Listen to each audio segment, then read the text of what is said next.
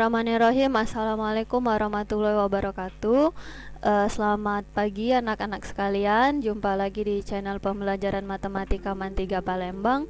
Pada video kali ini kita akan membahas masih materi trigonometri, tapi sudah bukan lagi persamaan trigonometri, tapi di bab selanjutnya ya, kita belajar tentang trigonometri analitik. Nah, perlu kalian ketahui, rumus di trigonometri analitik ini adalah sangat kalian butuhkan untuk sebagai dasar di matematika peminatan kelas 12 nanti, karena nanti di kelas 12 kalian akan ketemu yang namanya integral trigono, turunan trigonometri, dan limit trigonometri. Nah, dasarnya itu materi di kelas 11 ini, di matematika kelas 11 ini, khususnya di bab ini. Oke, kita mulai yang pertama. Jadi yang pertama di sini kita akan membahas tentang rumus jumlah dan selisih sudut. Jadi yang dibahas di sini adalah dua sudut. Ini sudut yang pertama, ini berarti sudut yang kedua. Nah, dalam bab ini kita akan membahas sudutnya beda. Jadi ada dua sudut, tapi tidak menutup kemungkinan sudutnya itu sama ya. Jadi itu kalau sudutnya sama itu bab selanjutnya aja, sudut rangkap. Nah, materi jumlah dan selisih sudut ini rumusnya ada 3 yang berhubungan, yaitu tentang cos, sin, dan tan ya. Oke, kita lihat satu persatu, mulai dari cos. Jadi kalau seandainya ada di sini cos A ditambah B, itu rumusnya apa? Cos A dikali cos B dikurang sin A dikali sin B. Ingat cara menghafalnya, kalau misalnya penjumlahan dan pengurangan sudut pada fungsi cos, karena ini sama ya.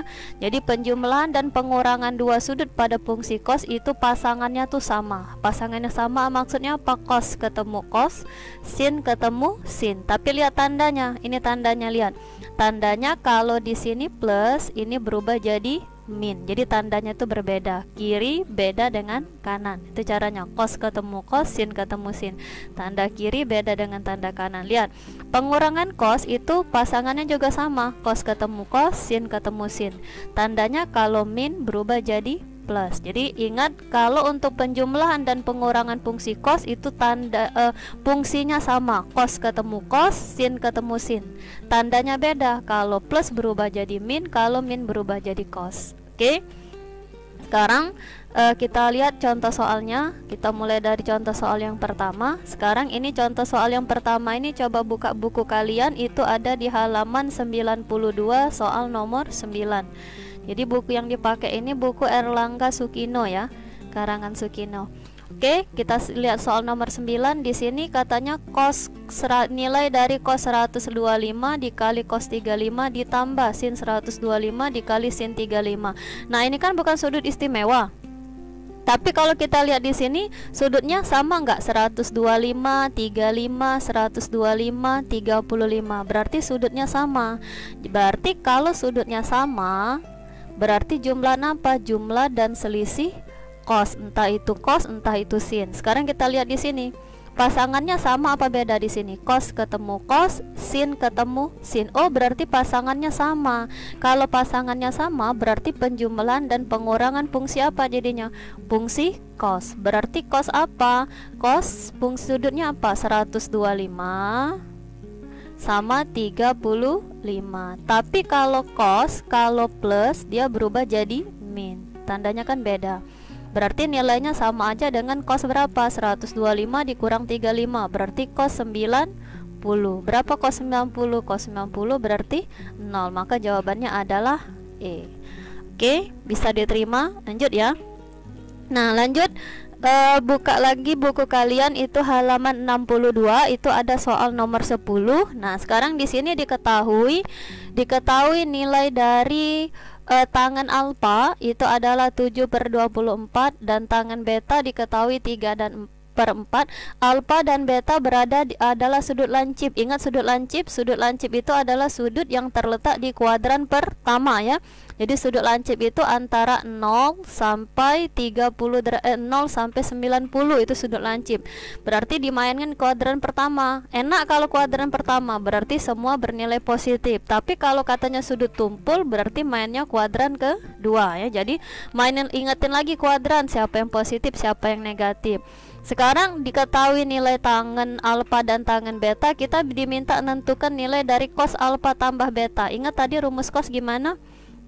Kalau penjumlahan dan pengurangan fungsi cos, berarti pasangannya sama. Berarti cos ketemu cos, terus apa tadi? Sin ketemu sin.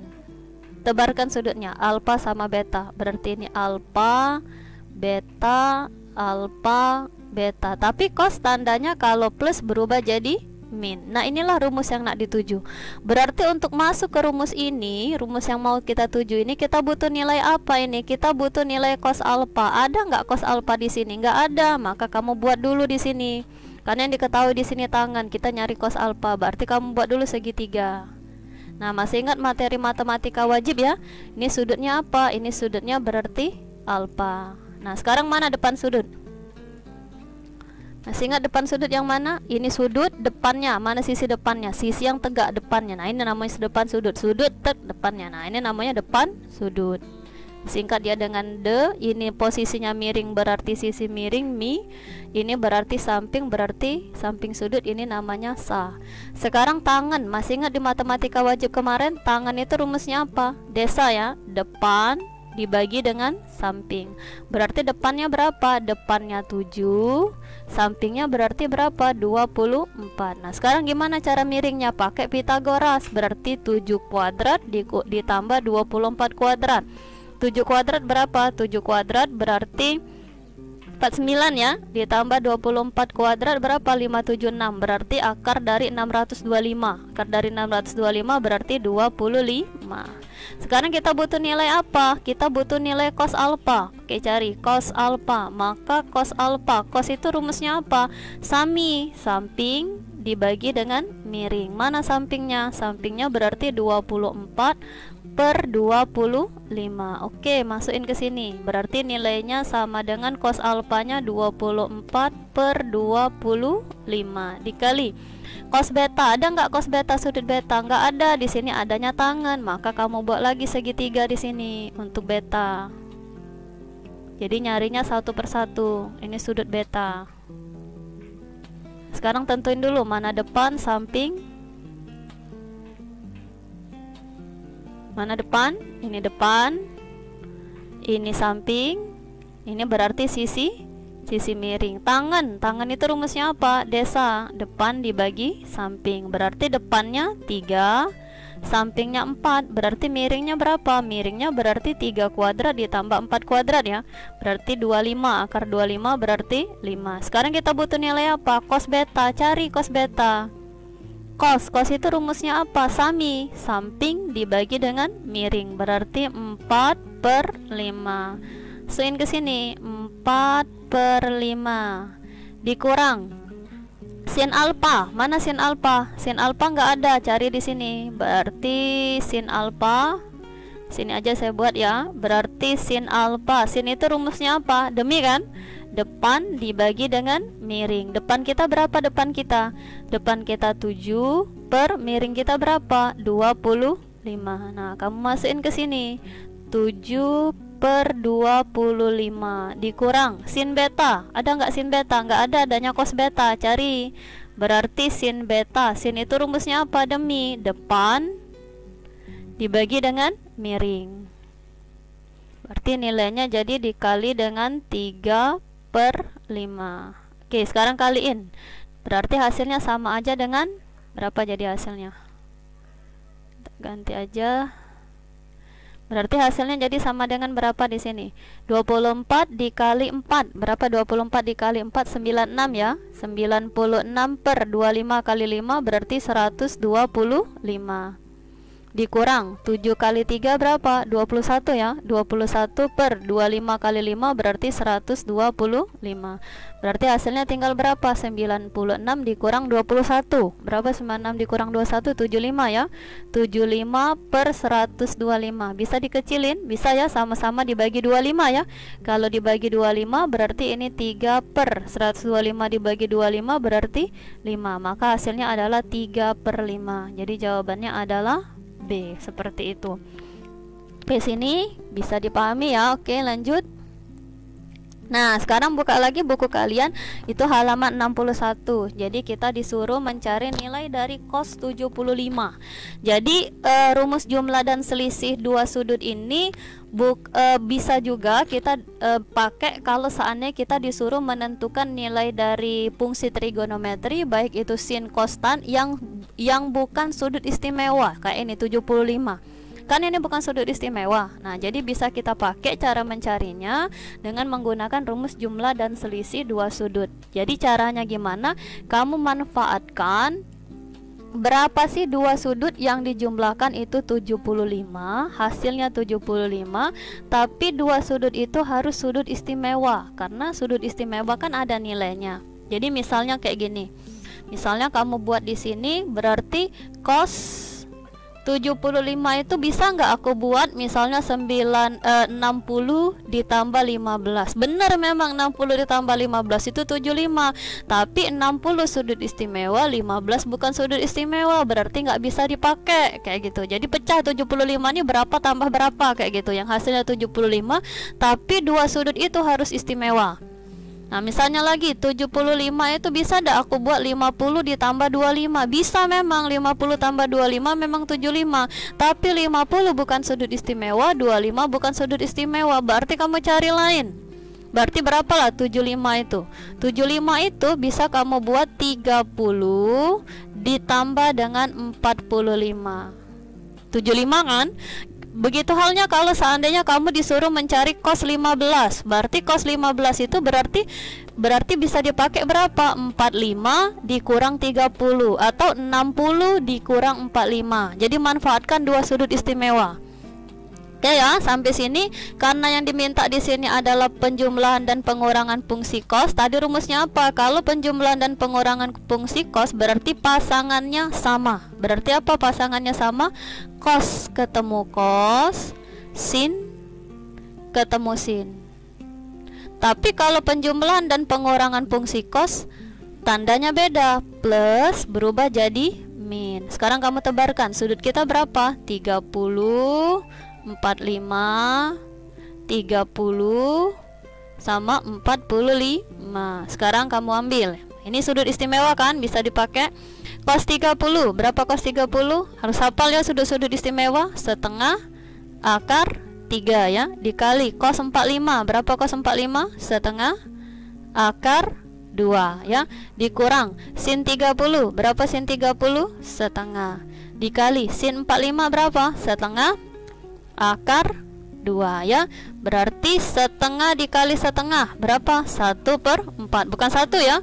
Akar 3 dikali akar 2 jadi akar berapa? Akar 6 dikurang setengah dikali setengah 1/4 akar 2. Nah, ini kamu bisa buat karena di sini sama-sama ada 1/4, berarti 1/4-nya bisa keluarkan.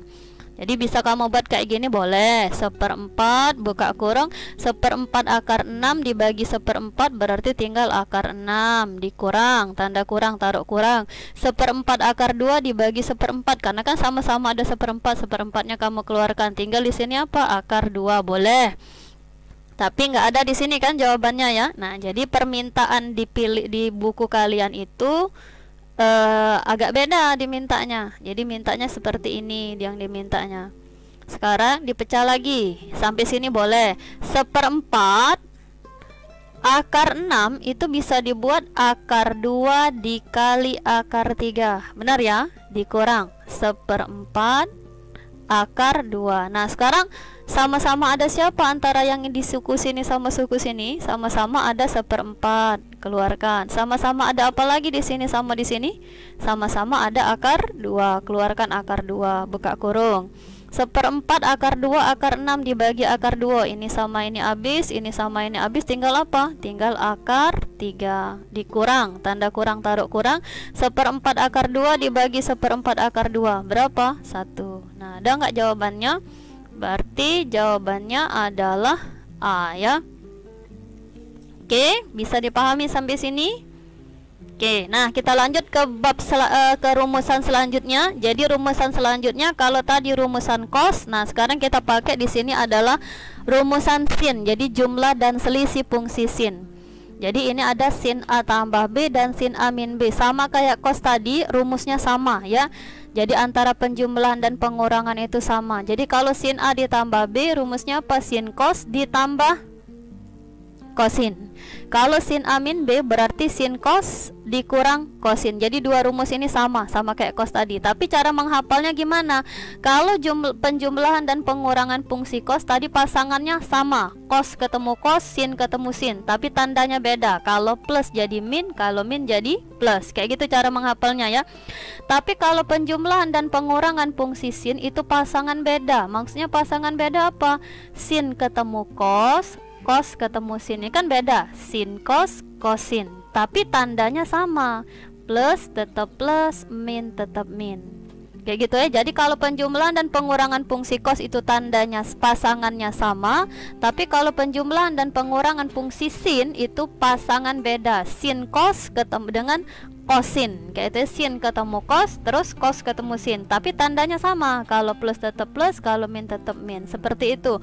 Jadi rumusan trigonometri itu sebenarnya banyak, tapi jangan dihafal, tapi diingat, karena kalau kita menghafal itu mungkin kemungkinan agak susah ya, jadi enaknya diingat. Oke, kita lihat soalnya. Nah, ini buka buku kalian itu halaman 70 ya. Halaman 70 itu soal nomor 3. Bisa dilihat nilai dari sin 76 dikali cos 16 dikurang cos 76 dikali sin 15. Nah, ini kan bukan sudut istimewa 76 dan 16 ini kan.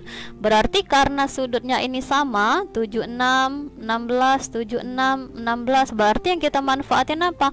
Ya pastilah dia mengarah kepada jumlah dan selisih fungsi rumus jumlah dan selisih dua sudut ya. Nah, sekarang kita lihat. Apa ini? Cos apa sin ini? Coba kita lihat dulu. Cos apa sin ini? Pasangannya sama apa beda? Sin cos kosin. Oh, beda. Kalau pasangannya beda, berarti penjumlahan dan pengurangan fungsi apa? Fungsi sin. Sudutnya sudut apa aja di sini? 76 sama 16. Kalau penjumlahan dan pengurangan fungsi sin, berarti tandanya sama kan? Berarti kalau min dia tetap jadi min. Berarti sama aja dengan nilai apa di sini? Sin berapa? 76 dikurang 16 berarti sin 60 ya. Sin 60. Berapa sin 60? Setengah akar 3. Jadi jawabannya adalah E. Oke, lanjut. Nah, lanjut. Ini ada di soal UKBM ya, mungkin kalian belum dapat UKBM yang saya buat. Nah, ini ada diminta di sini tentukan nilai dari cos 75 dan sin 15. Tadi sudah ya cos 75 ya. Sudah kan? Cos 75 sudah dihitung. Berarti kita akan mulai menghitung nilai sin 15. Oke. Coba sin 15 berapa? Berapa bisa dipikirkan? Bisa nggak 15 itu 90 dikurang 75? Bisa 15, tapi 90 istimewa, 75 bukan istimewa. Jadi sama kayak cos tadi, ambil dua sudut yang kalau ditambahkan atau dikurangkan itu menghasilkan 15. Sama kayak 75 tadi, 75 itu berarti bisa dibuat 30 tambah 45 kan, kayak itu tadi, atau 60 ya benar 30 tambah 45. Nah, kalau 15 berapa coba? Berarti 15 itu memanfaatkan penjumlahan dan pengurangan dua sudut istimewa sama kayak 75 tadi. Berapa 15? Berarti 15 itu bisa dibuat 45 dikurang 30. Benar ya 15. Tapi kalau aku nggak mau, bisa nggak Bu, 15 itu aku buat 60 dikurang 45. Boleh 15, asalkan yang dikurangkan ini atau yang dijumlahkan ini adalah dua sudut istimewa ya. Sekarang karena pengurangan fungsi sin, apa tadi, pasangannya berbeda. Berarti sin ketemu cos, terus cos ketemu sin. Tapi kalau penjumlahan fungsi sin yang tadinya min tetap jadi min. Sekarang tebarkan sudutnya. Sudut kita berapa ini? 45, 30, 45, 30. Jadi intinya sama kayak penjumlahan dan pengurangan fungsi cos tadi ya. Oke, sin 45, berapa sin 45? Setengah akar 2 dikali cos 30, berapa cos 30? Setengah akar 3 dikurang cos 45, setengah akar 2 dikali cos 30 berapa? Setengah. Setengah dikali setengah berapa? 1/4. Akar 2 dikali akar 3 akar 6 dikurang setengah kali setengah 1/4 akar 2. Sama-sama ada 1/4, berarti 1/4-nya boleh kalian keluarkan. Tinggallah berapa di sini? Akar 6 dikurang dengan akar 2. Seperti itu. Oke. Lanjut ya. Nah, ini cos 75 bisalah ya kalian kerjakan sendiri ya. Cos 75 sudah kan tadi ya dibahas cos 75 ya. Berarti bisa kalian buat cos 75 itu, berarti coba kalian kerjakan sendiri di sini. Cos 75 kalau tadi kita pakai 30 ditambah dengan 45 ya. 30 ditambah dengan 45. Coba dikerjakan sendiri aja ya ini ya. Oke, nah sekarang ini buka lagi buku kalian halaman 71, nomor 9 itu soal bagian B. Jadi di sini katanya diketahui nilai dari sin A. Sin A itu nilainya 15/17. Tapi hati-hati, A di sini bukan sudut lancip. Kalau sudut lancip tadi kayak soal cos tadi kan sudut lancip, berarti dia kuadran pertama, aman, kita sudah bekerja. Ini katanya A di sini berada di kuadran kedua. Jadi hati-hati kalau diketahui kuadran di sini, bukan kuadran 1. Sekarang karena A ini berada di kuadran kedua, siapa aja yang positif di kuadran kedua? Cuman sin yang bernilai positif. Berarti selain sin nilainya negatif. Terus katanya diketahui tangen B 12/15. B itu berada di kuadran ketiga. Ingat kuadran ketiga. Siapa yang positif di kuadran ketiga? Cuman tangen yang bernilai positif di kuadran ketiga. Berarti selain tangen nilainya negatif. Sekarang kita diminta di sini nilai apa? Sin alfa A dikurang B. Apa tadi? Kalau penjumlahan dan pengurangan fungsi sin pasangannya tuh beda. Berarti tadi rumusnya apa? Sin cos pasangan beda dengan cos sin. Tandanya tetap, kalau min tetap jadi min. Sekarang tebarkan sudutnya A B A B. Jadi intinya sama kayak yang tadi cos tadi ya. Nah, sekarang kita butuh nilai apa di sini? Kita butuh nilai sin A. Ada nggak nilai sin A? Oh, ada ya. Sin A berapa nilai sin A? 15/17 dikali dengan cos B. Ada cos B? Nggak ada. Berarti kita buat lagi segitiganya. Dah ya, sekarang kita tentukan dulu sudut B-nya.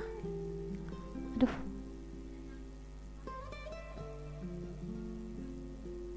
Dah, ini sudut B. Mana depan sudut? Ini depan, ini sisi miring, ini berarti samping. Tangan, apa tangan? Desa. Depan per samping. Berarti depannya berapa? Depannya berarti 12, sampingnya berarti 5. Jadi miringnya berapa miringnya? 12 kuadrat ditambah 5 kuadrat. Berarti akar dari 144 ditambah 25. Bisa kan ini ya pakai Pitagoras? Berarti akar dari 169, 13 ya. Sekarang kita butuh nilai apa? Cos B. Cari cos B. Cos itu rumusnya apa? Sami kan? Samping dibagi dengan miring. Sampingnya berapa sampingnya? 5. Per miringnya berarti 13. Hati-hati. B tadi berada di kuadran ketiga, cuman tangan yang positif. Berarti cos di sini bernilai negatif. Maka cos B nilainya jadi berapa ini? Min 5/13. Jadi hati-hati kuadran ini ya. Dikurang cos A, ada nggak cos A nilainya? Nggak ada. Berarti kita cari lagi, buat lagi segitiga untuk sudut A.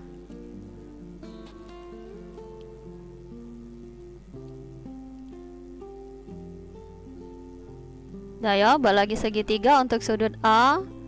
Berarti ini depan, ini berarti sisi miring, ini berarti samping. Sekarang siapa sudut A yang diketahui? Sin. Sin itu rumusnya apa? Demi ya, depan dibagi dengan miring. Berarti depannya berapa? Depannya 15, miringnya berarti 17. Oke, karena mungkin ada banyak gangguan suara, fokus ke suara saya saja ya. Jadi sampingnya jadi berapa sampingnya? Jadi sampingnya 17 kuadrat dikurang dengan 15 kuadrat ya. 17 kuadrat berapa 17 kuadrat? 289 ya. 289 dikurang 15 kuadrat berapa? 225. Berarti 64 ya. Akar 64 berarti berapa? 8 ya, 8. Sekarang kita butuh nilai apa? Cos. Oke, cos A. Cos itu rumusnya apa? Cos tadi. Cos itu samping dibagi dengan miring. Tapi ingat, A tadi berada di kuadran kedua. Cuman sin yang positif, berarti cos di sini bernilai negatif. Berarti masukin cos A nilainya jadi berapa ini? Min 8/17 dikali sin B. Berapa sin B? Nah, mana sin B? Ada nggak nilai sin B di sini? Adanya cos ya, berarti sin. Cari lagi buat sin. Berarti sin B. Sin itu rumusnya apa? Demi ya, depan dibagi dengan miring. Berapa depannya? Depannya 12 per miringnya berarti 13. Ingat, B itu berada di kuadran ketiga, cuman tangan yang positif, berarti sin bernilai negatif. Berarti ini sin B nilainya jadi min 12/13. Jadi selalu diingat ini ya. Oke, lanjut lagi. Kita tinggal menghitung di sini. Jadi, 15 dikali min 5 berarti jadi min berapa jadinya? Min 75 ya. Min 75 per 17 kali 3 berapa? 17 kali 3 221 dikurang min kali min dia jadi plus. Min kali min jadi plus kan? 8 dikali 12 berapa? 8 dikali 12 96 ya. 96 per 17 kali 13 221. Berarti jawabannya min 75 min 75 min 96 jadi min berapa? Min 75 min 96 min 171 ya per 225. Nah, inilah hasilnya. Oke, bisa diterima. Lanjut. Nah, sekarang kita ke rumus penjumlahan dan pengurangan fungsi tangen. Yang terakhir ya, rumus terakhir. Jadi rumusnya sama kayak sin dan cos tadi. Kalau cuman beda tanda aja di sini. Kalau tangan A ditambah B, rumusnya apa? Tangan A ditambah tangan B, 1 dikurang tangan A dikali tangan B. Jadi ini penjumlahannya plus, ini berubah ya, ini jadi min. Kalau tangan A dikurang tangan B, berarti tangan A dikurang tangan B, 1 ditambah. Lihat ya, rumusnya sama ya, beda tanda aja. 1 ditambah tangan A dikali tangan B. Oke, sekarang kita lihat. Contoh soalnya bisa dibuka di buku kalian halaman 79, itu soal nomor 3. Bagian B di sini saya ambil. Nah, sekarang kita disuruh menentukan nilai dari tangan A ditambah tangan B dan tangan A dikurang tangan B. Coba saya tentukan yang satu aja, tangan A ditambah tangan B. Nanti tangan A dikurang tangan B-nya bisa kalian kerjakan sendiri ya sebagai soal latihan. Oke. Sekarang saya coba kerjakan rumus yang tangan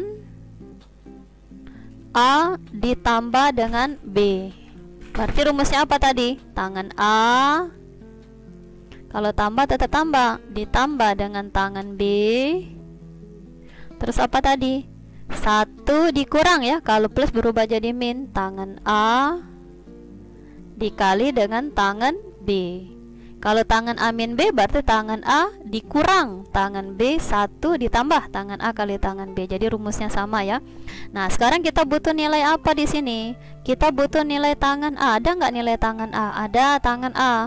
12/5 ditambah tangan B. Tangan B ada nggak tangan B? Nggak ada. Adanya di sini kotangan B. Sekarang B di sini. Nah, sekarang hati-hati. Diketahui di sini sudut. Ganti dulu. Sekarang lihat di sini.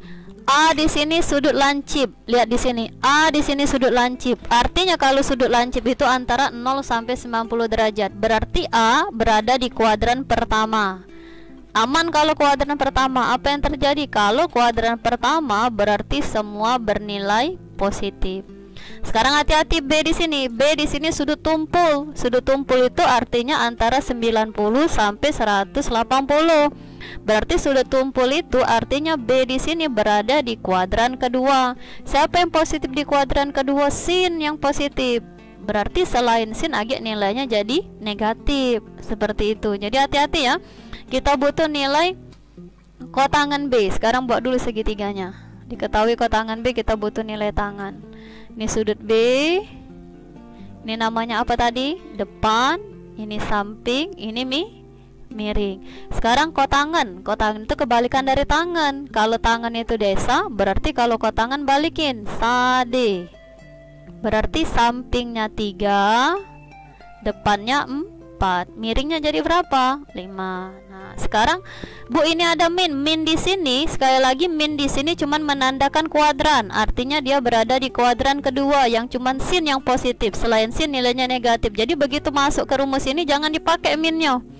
Kayak itu ya. Jadi kalau kamu pakai salah. Jadi min di sini cuman menandakan kuadran. Jadi begitu masuk ke sini jangan pakai min. Sekarang kita butuh nilai apa di sini? Kita butuh nilai tangan.